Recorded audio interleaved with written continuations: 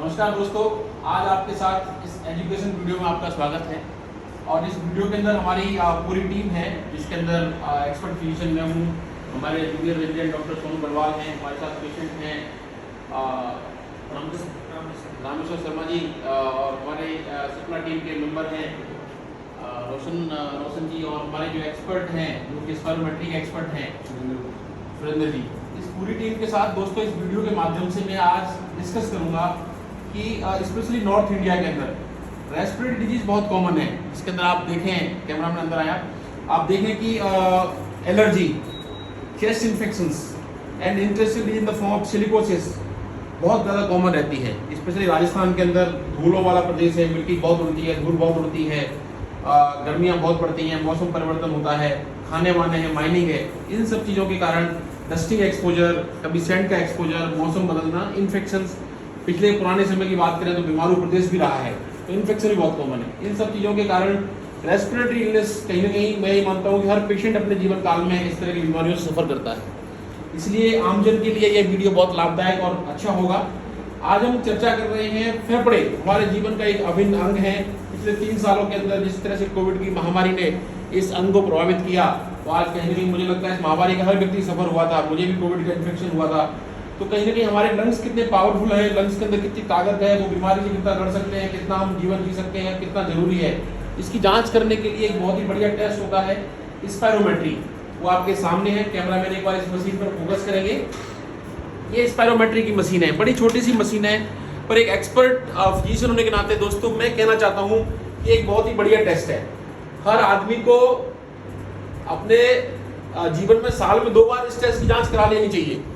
इससे पता रहता है कि भैया हमारे फेफड़े किस ताकत को लेकर चल रहे हैं, क्योंकि फेफड़े ही है जिसके भरोसे जीवन चल रहा है। ऑक्सीजन भी इससे मिलेगी, सांस ही इससे आएगी, जब सांस नहीं मिलेगी तो आपका मरना तय है। तो ये स्पायरोमेट्री है, किन किन बीमारियों में लाभदायक है ये भी आप देखें। ये बीमारियां चाहे आपका लंबे समय की खांसी, COPD जिसको हिंदी भाषा के अंदर आमजन में सांस कहते हैं, नाक की आपकी एलर्जी है या एलर्जी की समस्या है, अस्थमा है, उसको हम बोलते हैं। लंबे समय खांसी भी कई बार इस तरह के सिम्टम से प्रेजेंट करती है। और सबसे बड़ी बात यह है कि ये उपयोगी है आपके फेफड़ों की पावर पता करने में। आप अगर स्वस्थ भी हैं तो ऐसे कहने से कुछ नहीं होता है कि साहब मैं तो स्वस्थ हूँ। आप इस टेस्ट को करके देखिए, अगर आपके टेस्ट प्रॉपर तरीके से कर पाते हैं तो आप स्वस्थ हैं। अभी इस टेस्ट को आपके लिए हमारे एक्सपर्ट सुरेंद्र कुमार जी हमारे पेशेंट रामवीर शर्मा जी के साथ बताएंगे किस तरह परफॉर्म करते हैं। तो प्लीज सुरेंद्र कुमार जी बताएं किस तरह टेस्ट किया जाता है। देखिए दोस्तों ध्यान से वीडियो को। देखिए सर, आपको करना क्या है इसके अंदर, पहले इसको आधा मुंह के अंदर रखना, मुंह अच्छी तरह से बंद कर देना। जैसे कि मैं बोलूँगा आपको सांस खींचो, तो एक लंबी सांस आपको अंदर खींचनी है, जैसे कि डेमो में आपको करके दिखा रहा हूँ। जब बोलूँगा छोड़ो तो इसके अंदर पूरी ताकत से छोड़नी और लंबी छोड़नी है। जब तक मैं बोलता रहूँ तब तक आपको छोड़ देना। जब मैं बोलूँगा वापस खींचो तो आपको वापस खींचना है। एक बार पूरी प्रक्रिया में आपको करके दिखा रहा हूँ कैसे आपको करना है, उसके बाद में आपको करता हूँ। जैसे मैंने बोला खींचो, फिर बोला छोड़ो तो पूरी ताकत से,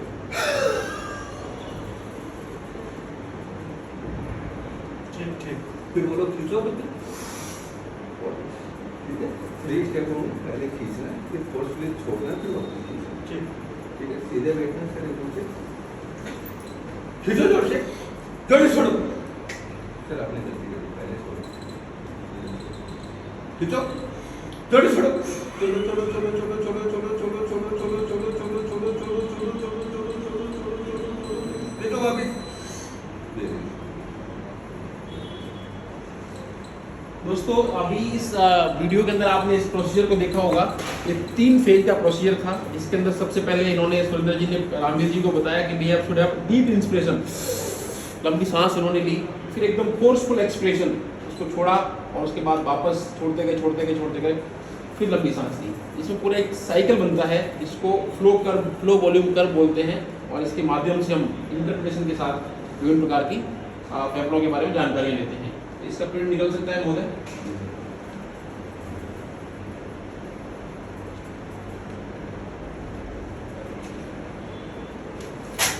ये रामवीर जी की रिपोर्ट निकली। कैमरामैन एक बार इस रिपोर्ट के ऊपर फोकस करेंगे। देखिए इस रिपोर्ट के अंदर ये ग्राफ बहुत इंपॉर्टेंट होता है और ग्राफ को चिकित्सक ही समझ सकते हैं। इसके अलावा इसके अंदर कुछ वैल्यू होती हैं जिसके अंदर पीक एक्सपिरेटरी फ्लो रेट है, FBC है, FE1 है, FBC का रेशियो है, मिड इंस्पिरेटरी फ्लो रेट है। इस तरह की चीज़ों को इंटरप्रेट करने के बाद में मशीन भी अपने आप में देती है, बट इसका आइडिया आपके पास एक्सपर्ट फिजिशियन द्वारा लगाया जाता है और इससे हम पता कर सकते हैं कि हमारे फेफड़े कितने स्वस्थ हैं। स्पायरोमेट्री करने के बाद में आपकी स्पायरोमेट्री का क्या पैटर्न है, आपके ऑब्स्ट्रक्टिव डिजीज है, आपके रेस्ट्रिक्टिव डिजीज है, ऑब्स्ट्रक्शन अगर है तो कितना है, माइल्ड है, मॉडरेट है, सीवियर है, उसके बेसिस पे ही दवाइयाँ तय की जाती हैं। दोस्तों सबसे बड़ा कन्फ्यूजन रहता है श्वास की दवाइयाँ। मेरा ऐसा मानना है कि लोग इन दवाइयों को लेने से डरते हैं। अगर मेरे पास बहुत सारे पेशेंट्स आते हैं, मैं किसी पेशेंट को बोल देता हूँ कि आप ये दवा ले लो, और डॉक्टर साहब आपने क्या लिख दिया है, मुझे तो इतनी बीमारी है ही नहीं, ये तो बहुत ज़्यादा बीमार होते हैं वो लोग लेते हैं। बिल्कुल भी ऐसा नहीं है। देखिए श्वास की समस्या है, फेफड़ों की समस्या है, दवाइयों के साइड इफेक्ट होते हैं, हर दवाई का इफेक्ट होता है, साइड इफेक्ट होता है। श्वास की दवाइयों के लिए मेरा ऐसा मानना है जब आपको फेफड़ों की दिक्कत है और कोई दवाई अगर आप फेफड़ों में ले रहे हैं तो उस जगह काम करेगी, बाकी अंश में नहीं जाएगी, तो लिवर पर साइड इफेक्ट नहीं होगा, दिमाग पर साइड इफेक्ट नहीं होगा, किडनी में नहीं होगा। इसका मतलब क्या हुआ, किसी भी व्यक्ति के लिए अगर फेफड़ों की कोई भी समस्या है उससे संबंध दवा डायरेक्ट रूप से दी जाती है फेफड़ों के माध्यम से, तो वो सबसे बढ़िया दवाई होती है। तो सबसे पहली चीज़ है कि इन दवाइयों को आप हमेशा इग्नोर नहीं करें। इन चीज़ों में दोनों जगह इनर्शिया रहता है, मेरा ऐसा मानना है। इन प्रैक्टिस फिजिशियन भी इस कारण से डरता है कि मेरा पेशेंट पता नहीं क्या लेगा या नहीं लेगा, तो वो लिखते नहीं है और पेशेंट कई बार लेने में हिचकिचाता है। ऐसा नहीं है। इस तरह के रूट से जो दवाइयाँ दी जाती है रेस्पिरेटरी रूट से, वो बहुत बढ़िया होती हैं, साइड इफेक्ट कम होते हैं, लाभदायक होती है, नंबर 1। दूसरी चीज़ मैं आपको बताना चाहता हूँ कि जो दवा है वो किस रूट से आप ले रहे हैं उसका भी फर्क पड़ता है। इसके साथ साथ कोई इन्फेक्शन क्या है आपको, उसका भी फर्क पड़ता है। प्रॉपर डायग्नोसिस के साथ नंबर ऑफ मेडिसिन जो दवाइयाँ आप लेते हैं उनकी संख्या कम हो जाती है। अगर आपको COPD है तो टाइवा से काम चल जाएगा, आपके अस्थमा है कोराकोट से काम चल जाएगा, एक्सर्वेशन होगा तो आपको साल्बुटामोल उस तरह से फॉर्म में दे दिया जाएगा।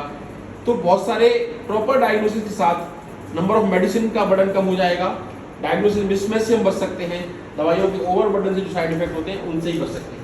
एक मेरे पास ये सिंपल मशीन है जिसको हम ब्रीदोमीटर बोलते हैं या ब्रीथ फ्लोमीटर होता है। ये भी एक बहुत अच्छी दवाई है, बहुत अच्छी जांच होती है, इसके माध्यम से भी हम फेफड़ों को चेक कर सकते हैं।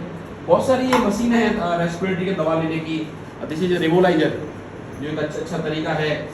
This is the sip healer, आप ये देख सकते हैं। ये I think what is the name, rota healer है। अलग अलग दवाइयाँ होती हैं इसको देने के लिए। ये बच्चों के अंदर सपोर्ट के साथ दिया जाता है, वो मेडिसिन है। ये कैप्सूल्स हैं, कोराकॉट है, अलग अलग उस फॉर्म के अंदर आते हैं। दोस्तों अभी मैं लास्ट में कुछ बताना चाहूँगा। ये 3 ट्यूब हैं, आप देखें ध्यान से। एक व्यक्ति नॉर्मल व्यक्ति है, जैसे मैं हूँ, मुझे कोई सांस की दिक्कत नहीं है, समस्या नहीं है किसी भी रूप में, तो मेरी श्वास नली के अंदर लगभग इतना सा गैप रहता है। आप देखें आराम से, हमारी श्वास नली इस फॉर्म में होती है। जब अगर आपको एलर्जी हो जाती है, इन्फेक्शन होता है, तो श्वास नली सिकुड़ जाती है। आप देखिए इसका अंदर का रास्ता सिकुड़ गया है, तो हवा के आदान प्रदान करने दिक्कत होती है। गले में खरखर हो सकती है, सीटी जैसी आवाज़ हो सकती है, छाती जाम हो सकती है, भारीपन हो सकता है, कई रूप में ये रहती है। अगर हमने दवा ली समय पर, तो दवाओं के माध्यम से हम इस बीमारी को वापस इस फेज में ला सकते हैं और हम बिल्कुल स्वस्थ हो सकते हैं। समय रहते हुए diagnosis, golden hours is the rule for the diagnosis and treatment of this type of illness. जितना जल्दी हम पकड़ के बीमारी को और दवाई के माध्यम से इस स्थिति में लाते हैं, बहुत बढ़िया रहता है। अगर हम दवा नहीं लेंगे, बीमारी बढ़ती रहेगी, समय के साथ साथ में बीमारी इस रूप में पहुंच जाती है, पूरा रास्ता रुक गया है, प्लस नली की आप देखिए क्या हालत हो चुकी है, बाहर से भी दबाव आ गया है। अब ये बीमारी रिवर्ट नहीं हो सकती और इस तरह के लोग परमानेंट सांस की बीमारी के शिकार बन जाते हैं, जिसके कारण उनको बहुत सारी समस्याओं का झेलना पड़ता है, चल नहीं पाते हैं, सांस की दिक्कत लगा रहती है, जीवन ढंग से नहीं जी पाते हैं, परिवार के ऊपर फाइनेंशियल बर्डन बढ़ता है। इसके साथ साथ हमारे जीवन जीने की उम्र भी इन बीमारियों के बाद कम होती है।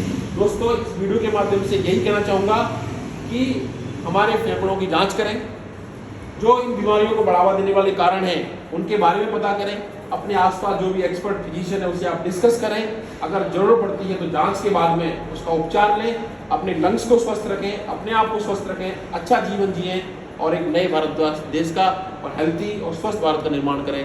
धन्यवाद। मैं doctor Ramkesh Singh Parmar, consultant medical specialist, Jaipur.